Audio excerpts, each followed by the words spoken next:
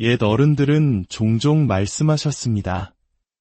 여자는 어떤 남자를 만나느냐에 따라 인생이 결정된다고 말입니다. 하지만 시대가 변한 지금 그 말은 더 이상 진리가 아닐지도 모릅니다.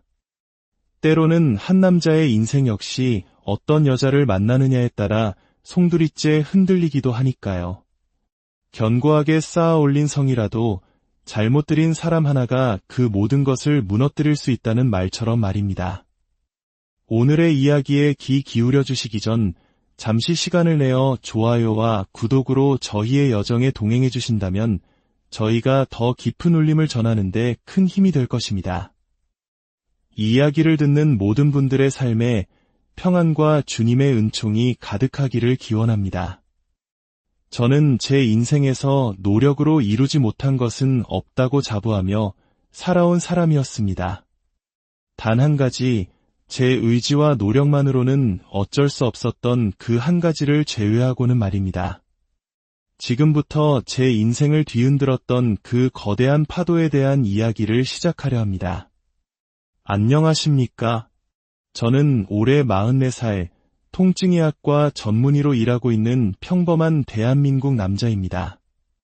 제 삶을 이야기할 때 의사라는 직업과 그 길을 걷기까지의 과정을 빼놓을 수는 없을 겁니다. 37이라는 다소 늦은 나이에 저는 안정된 대학병원을 박차고 나와 엄청난 빚을 짊어지고 개원의 길을 택했습니다. 혹시 망하는 건 아닐까 밤잠을 설치며 두려움과 싸웠던 수많은 날들이 있었습니다. 하지만 피나는 노력 끝에 이제는 제법 자리를 잡은 병원의 대표원장으로 환자들을 돌보고 있습니다. 많은 분들이 제 직업을 듣고는 유복한 환경에서 걱정 없이 엘리트 코스를 밟아왔을 것이라 짐작하곤 합니다. 온실 속 화초처럼 고생 한번 모르고 자랐을 거라는 시선, 저도 잘 압니다. 하지만 제 삶은 그런 상상과는 거리가 멉니다. 저는 요즘 말로 개천에서 난 용, 뼈저린 가난을 딛고 일어선 흙수저 출신이기 때문입니다. 악착같이 공부해 신분 상승을 이룬 어쩌면 이 시대의 많은 젊은이들이 꿈꾸는 성공신화의 주인공일지도 모르겠습니다. 물론 태어날 때부터 가난했던 것은 아니었습니다. 제가 10살이 되기 전까지 아버지는 꽤 큰 사업체를 운영하셨고 저희 집은 돈 걱정 없이 풍족한 시절을 보냈습니다. 하지만 영원할 것 같던 행복은 한순간에 무너졌습니다. 사업에서 가장 경계해야 할 동업자의 배신, 그 한 번의 균열로 저희 가족의 성은 속절없이 무너져 내렸습니다. 부자가 망해도 3년은 간다는 말은 저희 가족에게는 해당되지 않았습니다. 어느 날 어머니는 저를 조용히 불러 앉히고는 나지막이 말씀하셨습니다. 민준아, 이제부터 하고 싶었던 것들 다 못하게 될 수도 있어. 다니던 학원도 그만둬야 하고 집에 조금 시끄러운 사람들이 찾아올지도 몰라. 놀라지 말라고 엄마가 미리 말해주는 거야. 어린 마음에 저는 그저 어리둥절할 뿐이었습니다. 왜 갑자기 학원을 못 다니는지, 왜 집이 시끄러워지는지 이해할 수 없었습니다. 어머니는 아빠의 동업자 아저씨에게 문제가 생겼고 그로 인해 빚을 받으러 오는 사람들이 있을 거라고, 하지만 걱정하지 말라고 저를 안심시키려 애쓰셨습니다. 훗날 철이 들어서야 그날 어머니의 말씀이 얼마나 깊은 고통 속에서 나온 것이었는지 깨달았습니다. 아버지의 모든 것을 믿었던 동업자는 거액의 돈을 들고 잠적했고 모든 빚은 고스란히 저희 가족의 몫이 되었습니다. 매일같이 집으로 들이닥치는 빚쟁이들의 고성과 험악한 분위기 속에서도 부모님은 어린아들인 저를 지키기 위해 필사적으로 노력하셨습니다. 그 모습을 보며 자란 저에게 선택지는 많지 않았습니다. 제가 가장 잘할 수 있는 것, 그리고 이 지긋지긋한 가난의 고리를 끊어낼 유일한 무기는 공부뿐이었습니다. 누구도 강요하지 않았지만 제 머릿속에는 오직 성공이라는 두 글자만이 가득했습니다. 친구들과 어울려 공을 차본 기억도, 마음 편히 놀아본 기억도 없습니다. 학교가 끝나면 곧장 집으로 와 밤늦도록 고된 일을 하고 돌아오실 부모님을 기다리며 책상에 앉았습니다. 다행히 저는 공부에 재능이 있었습니다. 교과서의 내용이 마치 사진처럼 머릿속에 박혔고 노력은 배신하지 않았습니다. 중학교 첫 중간고사에서 전 과목 만점을 받고 전교 1등을 차지했습니다. 떨리는 손으로 성적표를 내밀었을 때 어머니는 저를 부서져라 껴안으며 눈물을 흘리셨습니다. 우리 아들 너무 장아하다. 엄마 아빠가 해준 것도 없는데 미안하고 고맙다. 저는 그날 굳게 다짐했습니다. 반드시 성공해서 이 눈물을 먹게 해드리겠다고. 그 후로 중학교 3년, 고등학교 3년 단 한 번도 전교 1등을 놓치지 않았습니다. 그리고 마침내 꿈에 그리던 의과대학 합격 통지서를 손에 쥐었습니다. 그날의 감격은 평생 잊을 수 없을 겁니다. 합격 통지서를 들고 미친 듯이 집으로 달려가 부모님을 목 놓아 불렀습니다. 엄마, 아빠, 저 합격했어요. 의대 합격했다고요. 아버지는 제 등록금을 걱정하셨지만 저는 수석 입학으로 전액 장학금을 받게 되었다는 사실을 자랑스럽게 말씀드렸습니다. 부모님께 더 이상 짐이 되고 싶지 않았습니다. 대학 생활 역시 치열함의 연속이었습니다. 동기들이 미팅을 하고 첫사랑에 아파하며 청춘을 만끽할 때 저는 도서관과 강의실을 오가며 오직 공부에만 매달렸습니다. 저에게 대학은 낭만이 아니라 생존을 위한 전쟁터였습니다. 그렇게 연애 한번 제대로 못해보고 세월은 흘렀고 어느덧 친구들은 하나둘 결혼을 하기 시작했습니다. 친구의 결혼식에 참석할 때마다 나에게도 저런 날이 올까 하는 막연한 생각만 들 뿐이었습니다. 가장 친한 친구 녀석은 늘 저를 걱정했습니다. 야, 너는 공부만 해서 세상 물정을 너무 몰라.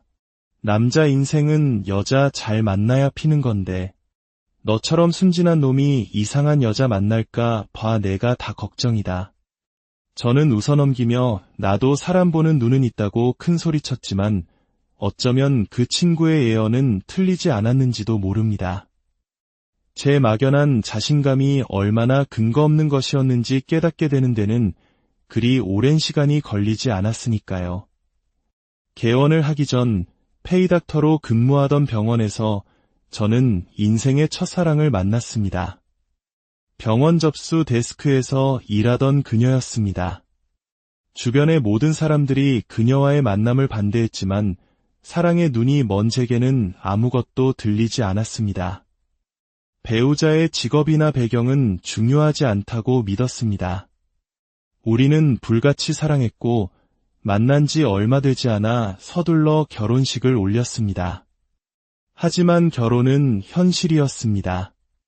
제가 알던 상냥하고 순수했던 그녀는 온데간데 없었습니다. 그녀와 그녀의 가족들은 제 직업과 능력을 자신들의 부를 축적하는 수단으로만 여겼습니다. 마치 거머리처럼 제게 빌부터 살려는 그들의 모습에 환멸을 느꼈지만 어떻게든 가정을 지키려 노력했습니다. 그러나 모든 것을 포기하게 만든 결정적인 사건이 터지고 말았습니다. 그날은 시골에 계신 어머니께서 아들 내에 먹이겠다며 손수 만드신 반찬을 한가득 들고 저희 집을 방문하시기로 한 날이었습니다. 진료가 많아 늦을 것 같아 아내에게 전화를 걸었습니다. 여보, 나 오늘 진료가 너무 많네. 엄마 지금 거의 다 오셨다는데 혹시 집에 있어? 나 지금 우리 엄마 집에 있는데 어머님 어디신데? 거의 다 왔대. 비밀번호 알려드리거나 당신이 잠깐만 나가보면 안 될까? 아니, 비밀번호를 어떻게 알려줘? 그건 안 돼. 나도 지금 가기 좀 어려운데 어머님 그냥 밖에서 기다리시라고 하면 안 돼. 수화기 너머로 아내의 차가운 목소리와 함께 옆에 있던 장모님의 목소리가 들려왔습니다. 전서방, 지금 우리 딸더러 너희 엄마 때문에 나가보라는 건가? 이렇게 시집살이 시키려고 우리 딸 데려갔어. 무거운 짐을 들고 멀리서 오신 제 어머니를 문전박대하는 아내와 장모님의 태도에 저는 할 말을 잃었습니다. 결국 저는 동료 의사에게 급히 진료를 부탁하고 달려가 길가에 서 계신 어머니를 모셔야 했습니다. 그날 저는 이혼을 결심했습니다. 첫 번째 결혼의 실패는 제게 깊은 상처와 트라우마를 남겼습니다. 사람을 쉽게 믿지 못하게 되었고 누구든 언제든 배신할 수 있다는 생각에 마음의 문을 굳게 닫았습니다. 그 후 3년 동안 저는 오직 일과 부모님만을 생각하며 단순한 삶을 살아갔습니다. 시간이 약이었을까요?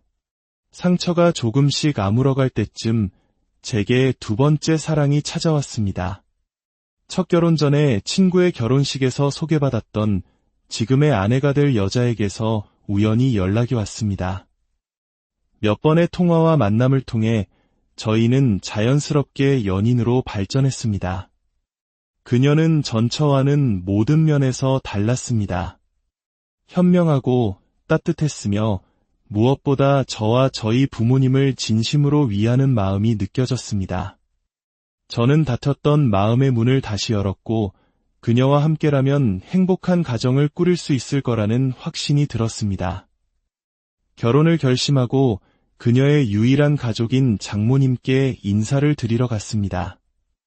장모님은 미혼인 딸이 재혼 상대인 저와 결혼하는 것이 마음에 들지 않는 눈치였습니다.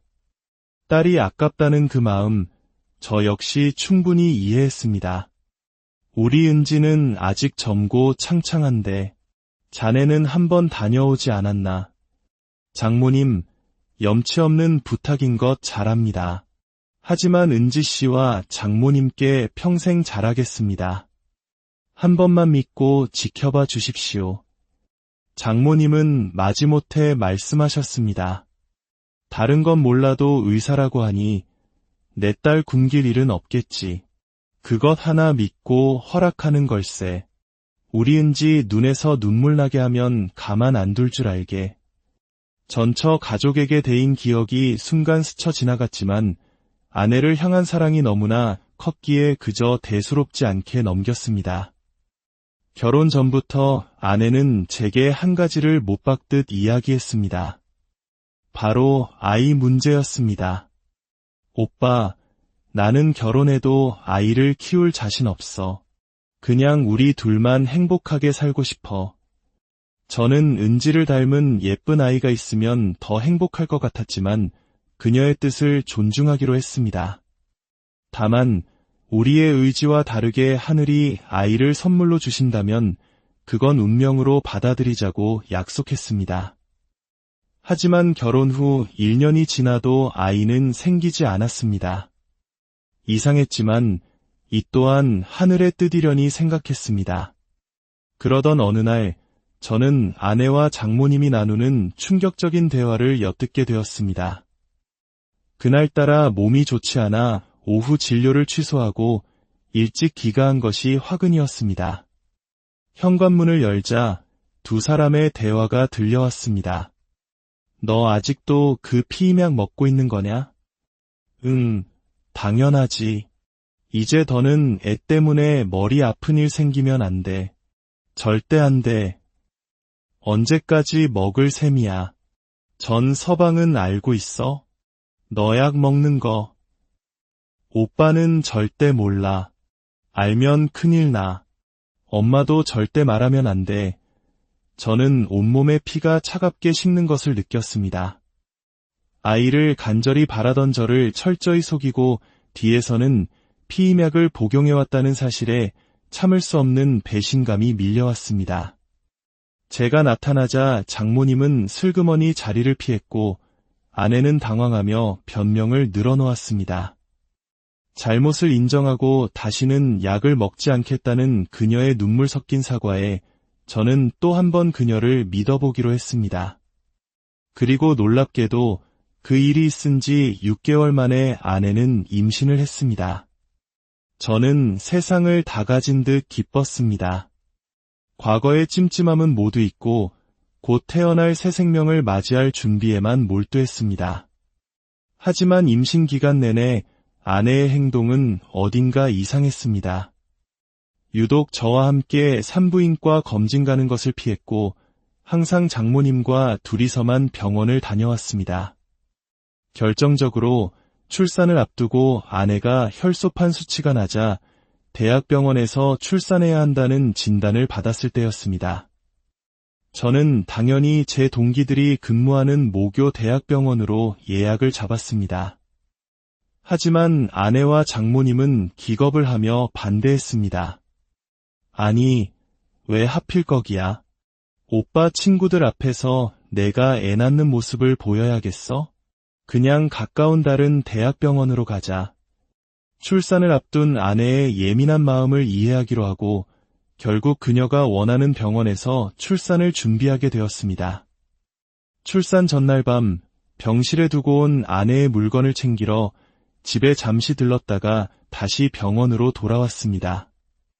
병실문 앞에서 또다시 아내와 장모님이 나누는 의미심장한 대화가 들려왔습니다.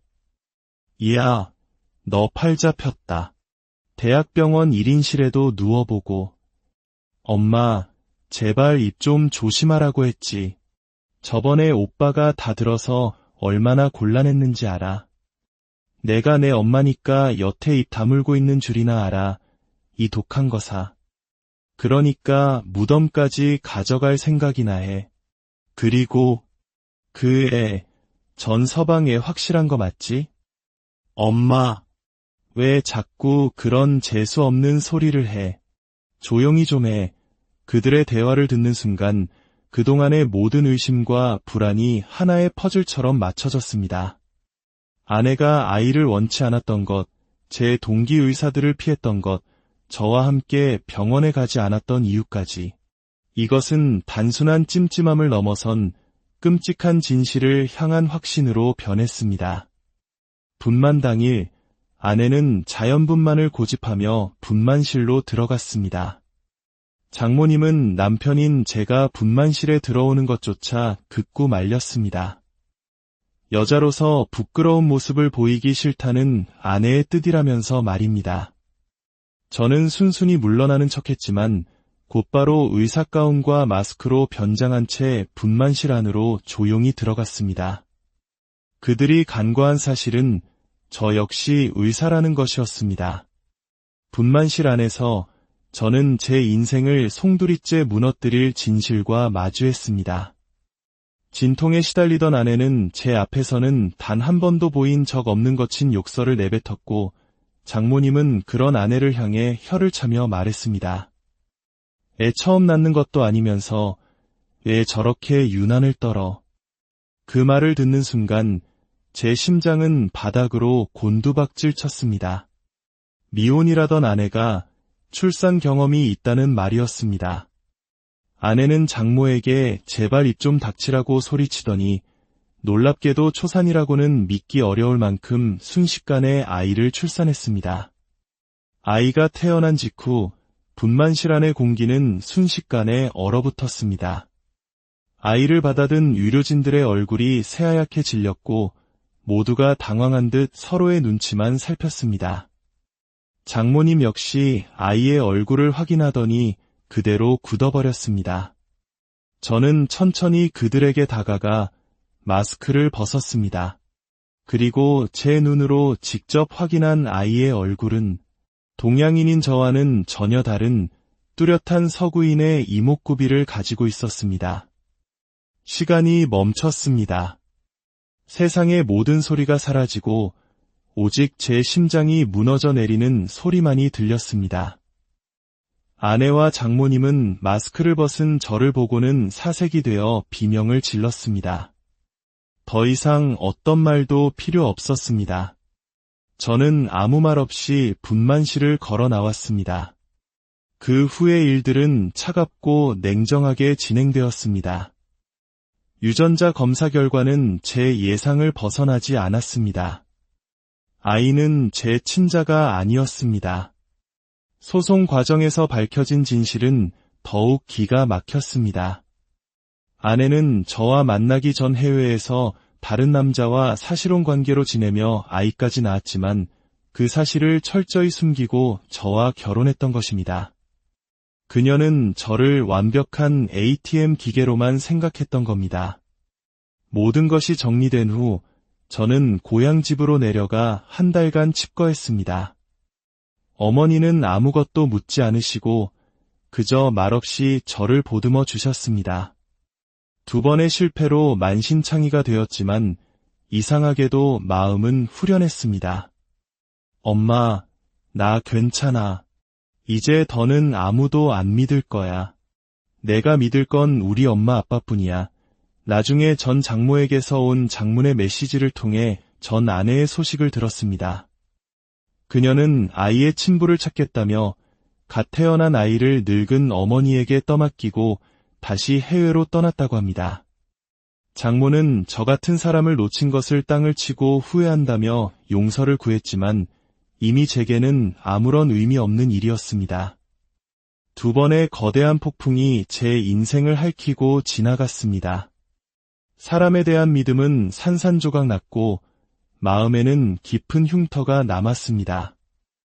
이 이야기를 들으시는 분들은 제가 다시는 여자를 만나지 않으리라 생각하실지도 모르겠습니다. 하지만 그렇지 않습니다.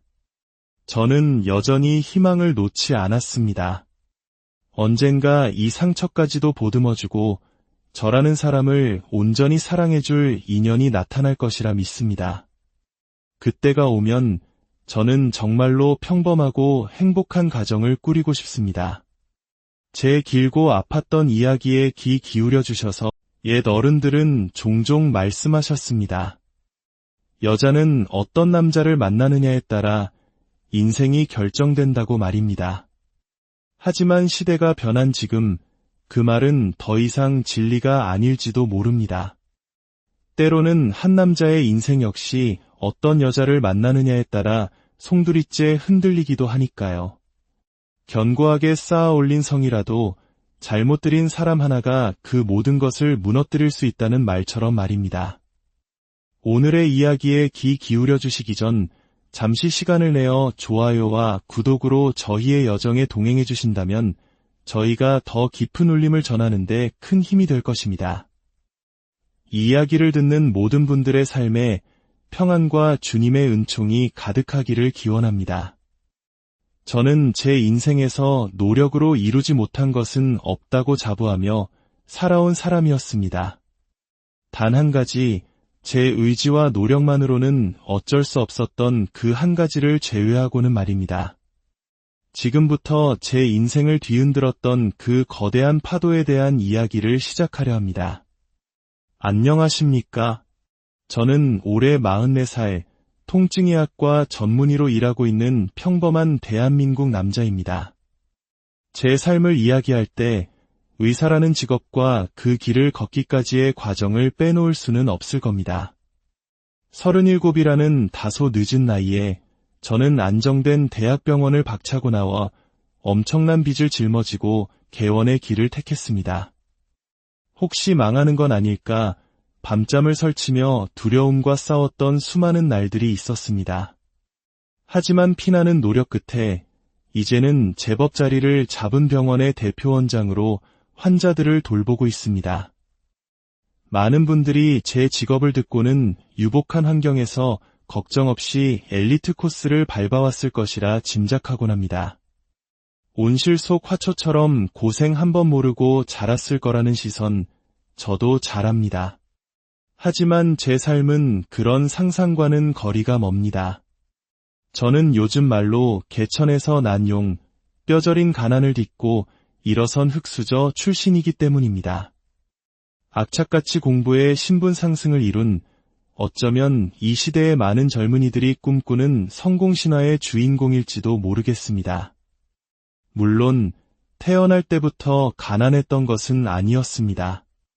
제가 10살이 되기 전까지 아버지는 꽤 큰 사업체를 운영하셨고 저희 집은 돈 걱정 없이 풍족한 시절을 보냈습니다. 하지만 영원할 것 같던 행복은 한순간에 무너졌습니다. 사업에서 가장 경계해야 할 동업자의 배신, 그 한 번의 균열로 저희 가족의 성은 속절없이 무너져 내렸습니다. 부자가 망해도 3년은 간다는 말은 저희 가족에게는 해당되지 않았습니다. 어느 날 어머니는 저를 조용히 불러 앉히고는 나지막이 말씀하셨습니다.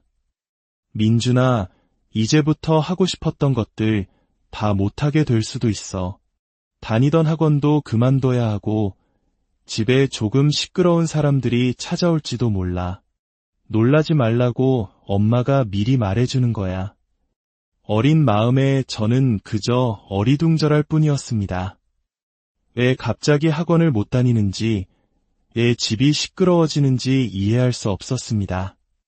어머니는 아빠의 동업자 아저씨에게 문제가 생겼고 그로 인해 빚을 받으러 오는 사람들이 있을 거라고, 하지만 걱정하지 말라고 저를 안심시키려 애쓰셨습니다. 훗날 철이 들어서야 그날 어머니의 말씀이 얼마나 깊은 고통 속에서 나온 것이었는지 깨달았습니다. 아버지의 모든 것을 믿었던 동업자는 거액의 돈을 들고 잠적했고 모든 빚은 고스란히 저희 가족의 몫이 되었습니다. 매일같이 집으로 들이닥치는 빚쟁이들의 고성과 험악한 분위기 속에서도 부모님은 어린아들인 저를 지키기 위해 필사적으로 노력하셨습니다. 그 모습을 보며 자란 저에게 선택지는 많지 않았습니다. 제가 가장 잘할 수 있는 것, 그리고 이 지긋지긋한 가난의 고리를 끊어낼 유일한 무기는 공부뿐이었습니다. 누구도 강요하지 않았지만 제 머릿속에는 오직 성공이라는 두 글자만이 가득했습니다. 친구들과 어울려 공을 차본 기억도, 마음 편히 놀아본 기억도 없습니다. 학교가 끝나면 곧장 집으로 와 밤늦도록 고된 일을 하고 돌아오실 부모님을 기다리며 책상에 앉았습니다. 다행히 저는 공부에 재능이 있었습니다. 교과서의 내용이 마치 사진처럼 머릿속에 박혔고 노력은 배신하지 않았습니다. 중학교 첫 중간고사에서 전 과목 만점을 받고 전교 1등을 차지했습니다. 떨리는 손으로 성적표를 내밀었을 때 어머니는 저를 부서져라 껴안으며 눈물을 흘리셨습니다. 우리 아들 너무 장아하다. 엄마 아빠가 해준 것도 없는데 미안하고 고맙다. 저는 그날 굳게 다짐했습니다. 반드시 성공해서 이 눈물을 먹게 해드리겠다고.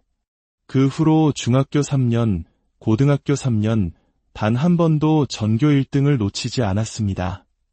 그리고 마침내 꿈에 그리던 의과대학 합격 통지서를 손에 쥐었습니다. 그날의 감격은 평생 잊을 수 없을 겁니다.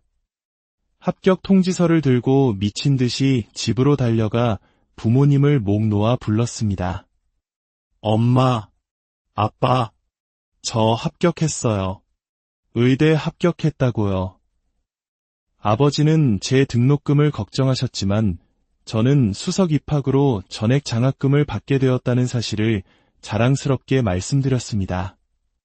부모님께 더 이상 짐이 되고 싶지 않았습니다. 대학 생활 역시 치열함의 연속이었습니다. 동기들이 미팅을 하고 첫사랑에 아파하며 청춘을 만끽할 때 저는 도서관과 강의실을 오가며 오직 공부에만 매달렸습니다.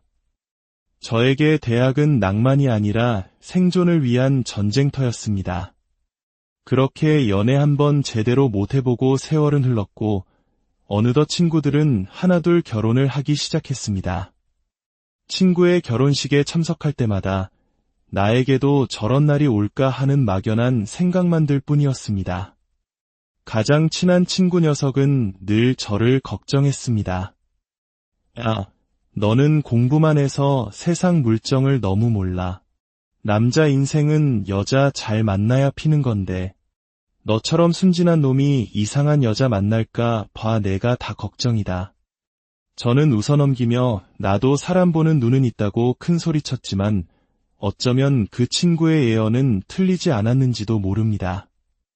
제 막연한 자신감이 얼마나 근거 없는 것이었는지 깨닫게 되는 데는 그리 오랜 시간이 걸리지 않았으니까요. 개원을 하기 전 페이닥터로 근무하던 병원에서 저는 인생의 첫사랑을 만났습니다. 병원 접수 데스크에서 일하던 그녀였습니다. 주변의 모든 사람들이 그녀와의 만남을 반대했지만 사랑의 눈이 먼 제게는 아무것도 들리지 않았습니다. 배우자의 직업이나 배경은 중요하지 않다고 믿었습니다. 우리는 불같이 사랑했고 만난 지 얼마 되지 않아 서둘러 결혼식을 올렸습니다. 하지만 결혼은 현실이었습니다. 제가 알던 상냥하고 순수했던 그녀는 온데간데 없었습니다. 그녀와 그녀의 가족들은 제 직업과 능력을 자신들의 부를 축적하는 수단으로만 여겼습니다. 마치 거머리처럼 제게 빌부터 살려는 그들의 모습에 환멸을 느꼈지만 어떻게든 가정을 지키려 노력했습니다. 그러나 모든 것을 포기하게 만든 결정적인 사건이 터지고 말았습니다. 그날은 시골에 계신 어머니께서 아들 내에 먹이겠다며 손수 만드신 반찬을 한가득 들고 저희 집을 방문하시기로 한 날이었습니다. 진료가 많아 늦을 것 같아 아내에게 전화를 걸었습니다. 여보, 나 오늘 진료가 너무 많네.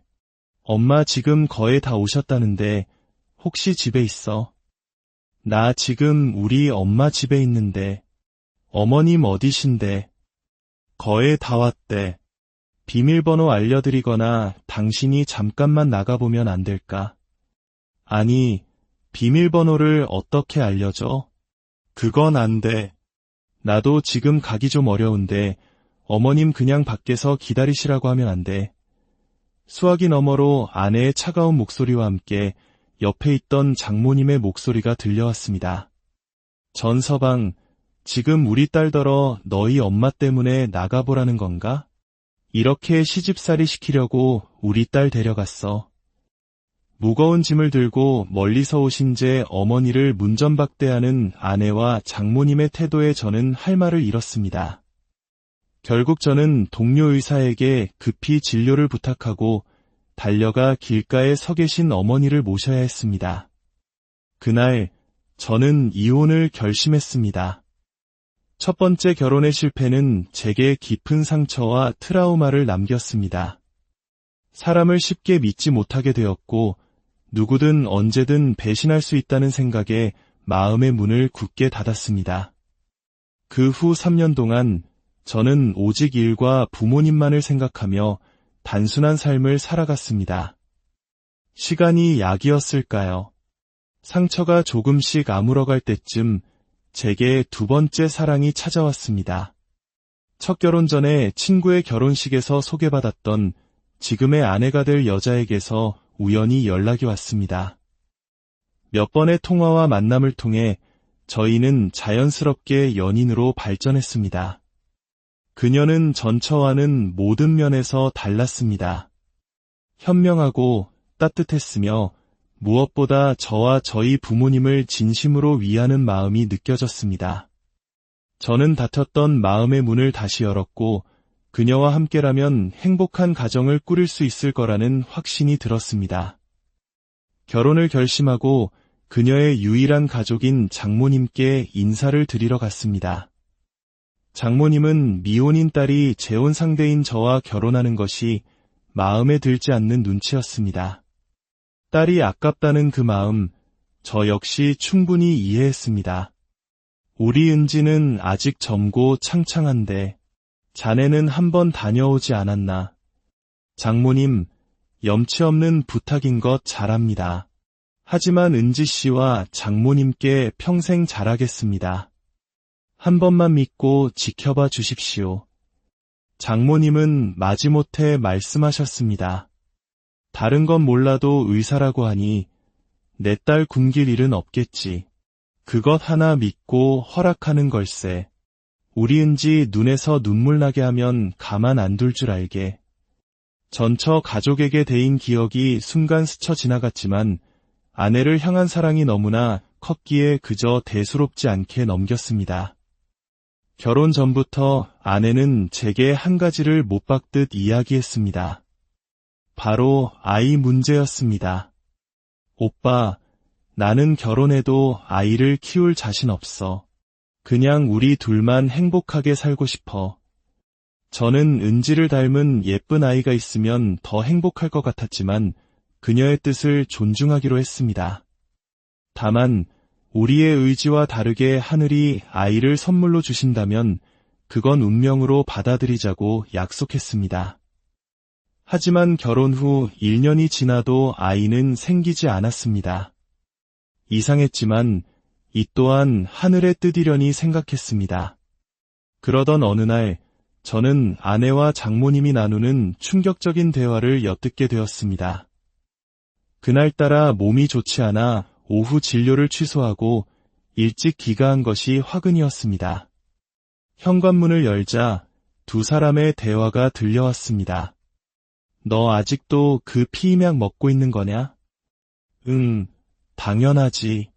이제 더는 애 때문에 머리 아픈 일 생기면 안 돼. 절대 안 돼. 언제까지 먹을 셈이야. 전 서방은 알고 있어? 너 약 먹는 거. 오빠는 절대 몰라. 알면 큰일 나. 엄마도 절대 말하면 안 돼. 저는 온몸에 피가 차갑게 식는 것을 느꼈습니다. 아이를 간절히 바라던 저를 철저히 속이고 뒤에서는 피임약을 복용해왔다는 사실에 참을 수 없는 배신감이 밀려왔습니다. 제가 나타나자 장모님은 슬그머니 자리를 피했고 아내는 당황하며 변명을 늘어놓았습니다. 잘못을 인정하고 다시는 약을 먹지 않겠다는 그녀의 눈물 섞인 사과에 저는 또 한 번 그녀를 믿어보기로 했습니다. 그리고 놀랍게도 그 일이 있은 지 6개월 만에 아내는 임신을 했습니다. 저는 세상을 다 가진 듯 기뻤습니다. 과거의 찜찜함은 모두 잊고 곧 태어날 새 생명을 맞이할 준비에만 몰두했습니다. 하지만 임신 기간 내내 아내의 행동은 어딘가 이상했습니다. 유독 저와 함께 산부인과 검진 가는 것을 피했고 항상 장모님과 둘이서만 병원을 다녀왔습니다. 결정적으로 출산을 앞두고 아내가 혈소판 수치가 낮아 대학병원에서 출산해야 한다는 진단을 받았을 때였습니다. 저는 당연히 제 동기들이 근무하는 모교 대학병원으로 예약을 잡았습니다. 하지만 아내와 장모님은 기겁을 하며 반대했습니다. 아니, 왜 하필 거기야? 오빠 친구들 앞에서 내가 애 낳는 모습을 보여야겠어? 그냥 가까운 다른 대학병원으로 가자. 출산을 앞둔 아내의 예민한 마음을 이해하기로 하고 결국 그녀가 원하는 병원에서 출산을 준비하게 되었습니다. 출산 전날 밤 병실에 두고 온 아내의 물건을 챙기러 집에 잠시 들렀다가 다시 병원으로 돌아왔습니다. 병실문 앞에서 또다시 아내와 장모님이 나누는 의미심장한 대화가 들려왔습니다. 야, 너 팔 잡혔다. 대학병원 1인실에도 누워보고. 엄마, 제발 입 좀 조심하라고 했지. 저번에 오빠가 다 들어서 얼마나 곤란했는지 알아. 내가 내 엄마니까 여태 입 다물고 있는 줄이나 알아. 이 독한 거사. 그러니까 무덤까지 가져갈 생각이나 해. 그리고 그 애, 전 서방에 확실한 거 맞지? 엄마, 왜 자꾸 그런 재수 없는 소리를 해. 조용히 좀 해. 그들의 대화를 듣는 순간 그동안의 모든 의심과 불안이 하나의 퍼즐처럼 맞춰졌습니다. 아내가 아이를 원치 않았던 것, 제 동기 의사들을 피했던 것, 저와 함께 병원에 가지 않았던 이유까지. 이것은 단순한 찜찜함을 넘어선 끔찍한 진실을 향한 확신으로 변했습니다. 분만 당일, 아내는 자연분만을 고집하며 분만실로 들어갔습니다. 장모님은 남편인 제가 분만실에 들어오는 것조차 극구 말렸습니다. 여자로서 부끄러운 모습을 보이기 싫다는 아내의 뜻이라면서 말입니다. 저는 순순히 물러나는 척했지만 곧바로 의사가운과 마스크로 변장한 채 분만실 안으로 조용히 들어갔습니다. 그들이 간과한 사실은 저 역시 의사라는 것이었습니다. 분만실 안에서 저는 제 인생을 송두리째 무너뜨릴 진실과 마주했습니다. 진통에 시달리던 아내는 제 앞에서는 단 한 번도 보인 적 없는 거친 욕설을 내뱉었고 장모님은 그런 아내를 향해 혀를 차며 말했습니다.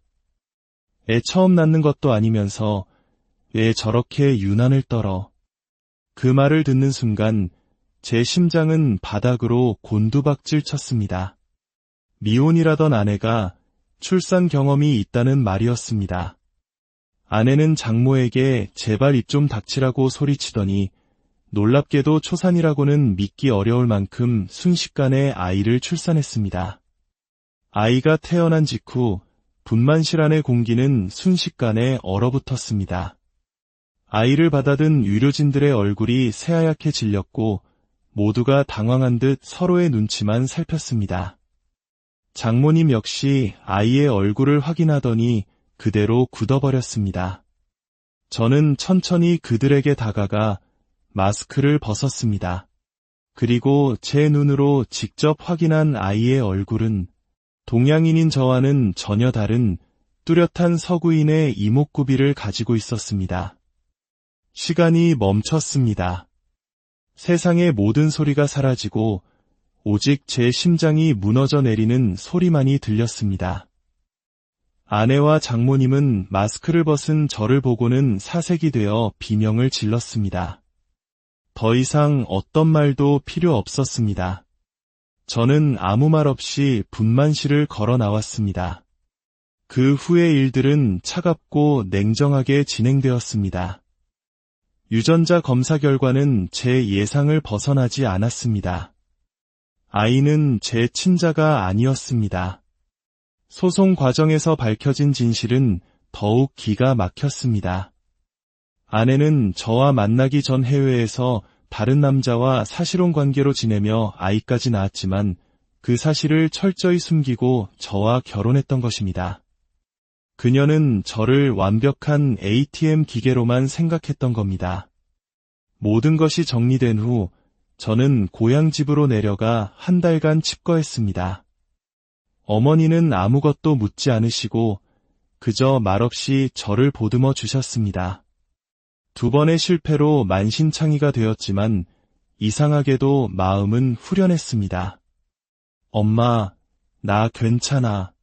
이제 더는 아무도 안 믿을 거야. 내가 믿을 건 우리 엄마 아빠뿐이야. 나중에 전 장모에게서 온 장문의 메시지를 통해 전 아내의 소식을 들었습니다. 그녀는 아이의 친부를 찾겠다며 갓 태어난 아이를 늙은 어머니에게 떠맡기고 다시 해외로 떠났다고 합니다. 장모는 저 같은 사람을 놓친 것을 땅을 치고 후회한다며 용서를 구했지만 이미 제게는 아무런 의미 없는 일이었습니다. 2번의 거대한 폭풍이 제 인생을 핥히고 지나갔습니다. 사람에 대한 믿음은 산산조각 났고 마음에는 깊은 흉터가 남았습니다. 이 이야기를 들으시는 분들은 제가 다시는 여자를 만나지 않으리라 생각하실지도 모르겠습니다. 하지만 그렇지 않습니다. 저는 여전히 희망을 놓지 않았습니다. 언젠가 이 상처까지도 보듬어주고 저라는 사람을 온전히 사랑해줄 인연이 나타날 것이라 믿습니다. 그때가 오면 저는 정말로 평범하고 행복한 가정을 꾸리고 싶습니다. 제 길고 아팠던 이야기에 귀 기울여 주셔서 옛 어른들은 종종 말씀하셨습니다. 여자는 어떤 남자를 만나느냐에 따라 인생이 결정된다고 말입니다. 하지만 시대가 변한 지금 그 말은 더 이상 진리가 아닐지도 모릅니다. 때로는 한 남자의 인생 역시 어떤 여자를 만나느냐에 따라 송두리째 흔들리기도 하니까요. 견고하게 쌓아 올린 성이라도 잘못 들인 사람 하나가 그 모든 것을 무너뜨릴 수 있다는 말처럼 말입니다. 오늘의 이야기에 귀 기울여 주시기 전 잠시 시간을 내어 좋아요와 구독으로 저희의 여정에 동행해 주신다면 저희가 더 깊은 울림을 전하는데 큰 힘이 될 것입니다. 이 이야기를 듣는 모든 분들의 삶에 평안과 주님의 은총이 가득하기를 기원합니다. 저는 제 인생에서 노력으로 이루지 못한 것은 없다고 자부하며 살아온 사람이었습니다. 단 한 가지, 제 의지와 노력만으로는 어쩔 수 없었던 그 한 가지를 제외하고는 말입니다. 지금부터 제 인생을 뒤흔들었던 그 거대한 파도에 대한 이야기를 시작하려 합니다. 안녕하십니까? 저는 올해 44살, 통증의학과 전문의로 일하고 있는 평범한 대한민국 남자입니다. 제 삶을 이야기할 때 의사라는 직업과 그 길을 걷기까지의 과정을 빼놓을 수는 없을 겁니다. 37이라는 다소 늦은 나이에 저는 안정된 대학병원을 박차고 나와 엄청난 빚을 짊어지고 개원의 길을 택했습니다. 혹시 망하는 건 아닐까 밤잠을 설치며 두려움과 싸웠던 수많은 날들이 있었습니다. 하지만 피나는 노력 끝에 이제는 제법 자리를 잡은 병원의 대표원장으로 환자들을 돌보고 있습니다. 많은 분들이 제 직업을 듣고는 유복한 환경에서 걱정 없이 엘리트 코스를 밟아왔을 것이라 짐작하곤 합니다. 온실 속 화초처럼 고생 한번 모르고 자랐을 거라는 시선, 저도 잘 압니다. 하지만 제 삶은 그런 상상과는 거리가 멉니다. 저는 요즘 말로 개천에서 난 용, 뼈저린 가난을 딛고 일어선 흙수저 출신이기 때문입니다. 악착같이 공부해 신분 상승을 이룬 어쩌면 이 시대의 많은 젊은이들이 꿈꾸는 성공신화의 주인공일지도 모르겠습니다. 물론 태어날 때부터 가난했던 것은 아니었습니다. 제가 10살이 되기 전까지 아버지는 꽤 큰 사업체를 운영하셨고 저희 집은 돈 걱정 없이 풍족한 시절을 보냈습니다. 하지만 영원할 것 같던 행복은 한순간에 무너졌습니다. 사업에서 가장 경계해야 할 동업자의 배신, 그 한 번의 균열로 저희 가족의 성은 속절없이 무너져 내렸습니다. 부자가 망해도 3년은 간다는 말은 저희 가족에게는 해당되지 않았습니다. 어느 날 어머니는 저를 조용히 불러 앉히고는 나지막이 말씀하셨습니다. 민준아, 이제부터 하고 싶었던 것들 다 못하게 될 수도 있어. 다니던 학원도 그만둬야 하고 집에 조금 시끄러운 사람들이 찾아올지도 몰라. 놀라지 말라고 엄마가 미리 말해주는 거야. 어린 마음에 저는 그저 어리둥절할 뿐이었습니다. 왜 갑자기 학원을 못 다니는지, 왜 집이 시끄러워지는지 이해할 수 없었습니다. 어머니는 아빠의 동업자 아저씨에게 문제가 생겼고 그로 인해 빚을 받으러 오는 사람들이 있을 거라고, 하지만 걱정하지 말라고 저를 안심시키려 애쓰셨습니다. 훗날 철이 들어서야 그날 어머니의 말씀이 얼마나 깊은 고통 속에서 나온 것이었는지 깨달았습니다. 아버지의 모든 것을 믿었던 동업자는 거액의 돈을 들고 잠적했고 모든 빚은 고스란히 저희 가족의 몫이 되었습니다. 매일같이 집으로 들이닥치는 빚쟁이들의 고성과 험악한 분위기 속에서도 부모님은 어린아들인 저를 지키기 위해 필사적으로 노력하셨습니다. 그 모습을 보며 자란 저에게 선택지는 많지 않았습니다. 제가 가장 잘할 수 있는 것, 그리고 이 지긋지긋한 가난의 고리를 끊어낼 유일한 무기는 공부뿐이었습니다. 누구도 강요하지 않았지만 제 머릿속에는 오직 성공이라는 두 글자만이 가득했습니다. 친구들과 어울려 공을 차본 기억도, 마음 편히 놀아본 기억도 없습니다. 학교가 끝나면 곧장 집으로 밤늦도록 고된 일을 하고 돌아오실 부모님을 기다리며 책상에 앉았습니다. 다행히 저는 공부에 재능이 있었습니다. 교과서의 내용이 마치 사진처럼 머릿속에 박혔고 노력은 배신하지 않았습니다. 중학교 첫 중간고사에서 전 과목 만점을 받고 전교 1등을 차지했습니다. 떨리는 손으로 성적표를 내밀었을 때 어머니는 저를 부서져라 껴안으며 눈물을 흘리셨습니다. 우리 아들, 너무 장아하다. 엄마, 아빠가 해준 것도 없는데 미안하고 고맙다. 저는 그날 굳게 다짐했습니다. 반드시 성공해서 이 눈물을 먹게 해드리겠다고. 그 후로 중학교 3년, 고등학교 3년, 단 한 번도 전교 1등을 놓치지 않았습니다. 그리고 마침내 꿈에 그리던 의과대학 합격 통지서를 손에 쥐었습니다. 그날의 감격은 평생 잊을 수 없을 겁니다. 합격 통지서를 들고 미친 듯이 집으로 달려가 부모님을 목 놓아 불렀습니다. 엄마, 아빠, 저 합격했어요. 의대 합격했다고요. 아버지는 제 등록금을 걱정하셨지만 저는 수석 입학으로 전액 장학금을 받게 되었다는 사실을 자랑스럽게 말씀드렸습니다. 부모님께 더 이상 짐이 되고 싶지 않았습니다. 대학 생활 역시 치열함의 연속이었습니다. 동기들이 미팅을 하고 첫사랑에 아파하며 청춘을 만끽할 때 저는 도서관과 강의실을 오가며 오직 공부에만 매달렸습니다. 저에게 대학은 낭만이 아니라 생존을 위한 전쟁터였습니다. 그렇게 연애 한번 제대로 못해보고 세월은 흘렀고 어느덧 친구들은 하나둘 결혼을 하기 시작했습니다. 친구의 결혼식에 참석할 때마다 나에게도 저런 날이 올까 하는 막연한 생각만 들 뿐이었습니다. 가장 친한 친구 녀석은 늘 저를 걱정했습니다. 야, 너는 공부만 해서 세상 물정을 너무 몰라.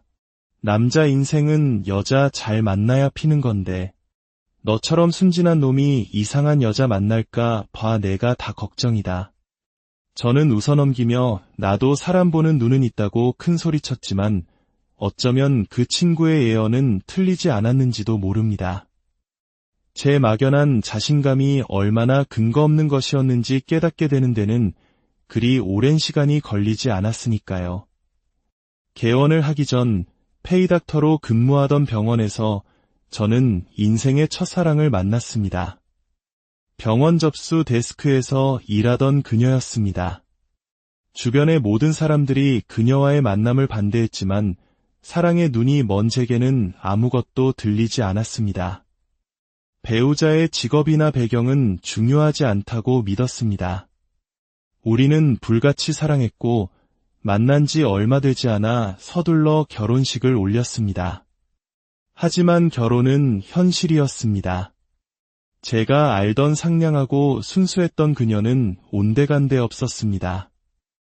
그녀와 그녀의 가족들은 제 직업과 능력을 자신들의 부를 축적하는 수단으로만 여겼습니다. 마치 거머리처럼 제게 빌부터 살려는 그들의 모습에 환멸을 느꼈지만 어떻게든 가정을 지키려 노력했습니다. 그러나 모든 것을 포기하게 만든 결정적인 사건이 터지고 말았습니다. 그날은 시골에 계신 어머니께서 아들 내에 먹이겠다며 손수 만드신 반찬을 한가득 들고 저희 집을 방문하시기로 한 날이었습니다. 진료가 많아 늦을 것 같아 아내에게 전화를 걸었습니다. 여보, 나 오늘 진료가 너무 많네. 엄마 지금 거의 다 오셨다는데 혹시 집에 있어? 나 지금 우리 엄마 집에 있는데 어머님 어디신데? 거의 다 왔대. 비밀번호 알려드리거나 당신이 잠깐만 나가보면 안 될까? 아니, 비밀번호를 어떻게 알려줘? 그건 안 돼. 나도 지금 가기 좀 어려운데 어머님 그냥 밖에서 기다리시라고 하면 안 돼.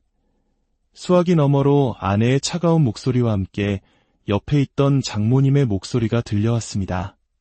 전서방, 지금 우리 딸더러 너희 엄마 때문에 나가보라는 건가? 이렇게 시집살이 시키려고 우리 딸 데려갔어. 무거운 짐을 들고 멀리서 오신 제 어머니를 문전박대하는 아내와 장모님의 태도에 저는 할 말을 잃었습니다. 결국 저는 동료 의사에게 급히 진료를 부탁하고 달려가 길가에 서 계신 어머니를 모셔야 했습니다. 그날 저는 이혼을 결심했습니다.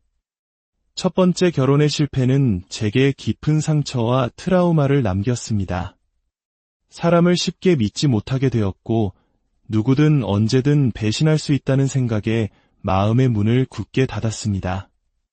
그 후 3년 동안 저는 오직 일과 부모님만을 생각하며 단순한 삶을 살아갔습니다. 시간이 약이었을까요? 상처가 조금씩 아물어갈 때쯤 제게 두 번째 사랑이 찾아왔습니다. 첫 결혼 전에 친구의 결혼식에서 소개받았던 지금의 아내가 될 여자에게서 우연히 연락이 왔습니다. 몇 번의 통화와 만남을 통해 저희는 자연스럽게 연인으로 발전했습니다. 그녀는 전처와는 모든 면에서 달랐습니다. 현명하고 따뜻했으며 무엇보다 저와 저희 부모님을 진심으로 위하는 마음이 느껴졌습니다. 저는 닫혔던 마음의 문을 다시 열었고 그녀와 함께라면 행복한 가정을 꾸릴 수 있을 거라는 확신이 들었습니다. 결혼을 결심하고 그녀의 유일한 가족인 장모님께 인사를 드리러 갔습니다. 장모님은 미혼인 딸이 재혼 상대인 저와 결혼하는 것이 마음에 들지 않는 눈치였습니다. 딸이 아깝다는 그 마음, 저 역시 충분히 이해했습니다. 우리 은지는 아직 젊고 창창한데 자네는 한번 다녀오지 않았나. 장모님, 염치 없는 부탁인 것 잘합니다. 하지만 은지 씨와 장모님께 평생 잘하겠습니다. 한 번만 믿고 지켜봐 주십시오. 장모님은 마지못해 말씀하셨습니다. 다른 건 몰라도 의사라고 하니 내 딸 굶길 일은 없겠지. 그것 하나 믿고 허락하는 걸세. 우리 은지 눈에서 눈물 나게 하면 가만 안 둘 줄 알게. 전처 가족에게 대인 기억이 순간 스쳐 지나갔지만 아내를 향한 사랑이 너무나 컸기에 그저 대수롭지 않게 넘겼습니다. 결혼 전부터 아내는 제게 한 가지를 못 박듯 이야기했습니다. 바로 아이 문제였습니다. 오빠, 나는 결혼해도 아이를 키울 자신 없어. 그냥 우리 둘만 행복하게 살고 싶어. 저는 은지를 닮은 예쁜 아이가 있으면 더 행복할 것 같았지만 그녀의 뜻을 존중하기로 했습니다. 다만 우리의 의지와 다르게 하늘이 아이를 선물로 주신다면 그건 운명으로 받아들이자고 약속했습니다. 하지만 결혼 후 1년이 지나도 아이는 생기지 않았습니다. 이상했지만 이 또한 하늘의 뜻이려니 생각했습니다. 그러던 어느 날 저는 아내와 장모님이 나누는 충격적인 대화를 엿듣게 되었습니다. 그날따라 몸이 좋지 않아 오후 진료를 취소하고 일찍 귀가한 것이 화근이었습니다. 현관문을 열자 두 사람의 대화가 들려왔습니다. 너 아직도 그 피임약 먹고 있는 거냐? 응, 당연하지. 이제 더는 애 때문에 머리 아픈 일 생기면 안 돼. 절대 안 돼. 언제까지 먹을 셈이야. 전 서방은 알고 있어? 너 약 먹는 거. 오빠는 절대 몰라. 알면 큰일 나. 엄마도 절대 말하면 안 돼. 저는 온몸에 피가 차갑게 식는 것을 느꼈습니다. 아이를 간절히 바라던 저를 철저히 속이고 뒤에서는 피임약을 복용해왔다는 사실에 참을 수 없는 배신감이 밀려왔습니다. 제가 나타나자 장모님은 슬그머니 자리를 피했고 아내는 당황하며 변명을 늘어놓았습니다. 잘못을 인정하고 다시는 약을 먹지 않겠다는 그녀의 눈물 섞인 사과에 저는 또 한 번 그녀를 믿어보기로 했습니다. 그리고 놀랍게도 그 일이 있은 지 6개월 만에 아내는 임신을 했습니다. 저는 세상을 다 가진 듯 기뻤습니다. 과거의 찜찜함은 모두 잊고 곧 태어날 새 생명을 맞이할 준비에만 몰두했습니다. 하지만 임신 기간 내내 아내의 행동은 어딘가 이상했습니다. 유독 저와 함께 산부인과 검진 가는 것을 피했고 항상 장모님과 둘이서만 병원을 다녀왔습니다. 결정적으로 출산을 앞두고 아내가 혈소판 수치가 낮아 대학병원에서 출산해야 한다는 진단을 받았을 때였습니다. 저는 당연히 제 동기들이 근무하는 모교 대학병원으로 예약을 잡았습니다. 하지만 아내와 장모님은 기겁을 하며 반대했습니다. 아니, 왜 하필 거기야? 오빠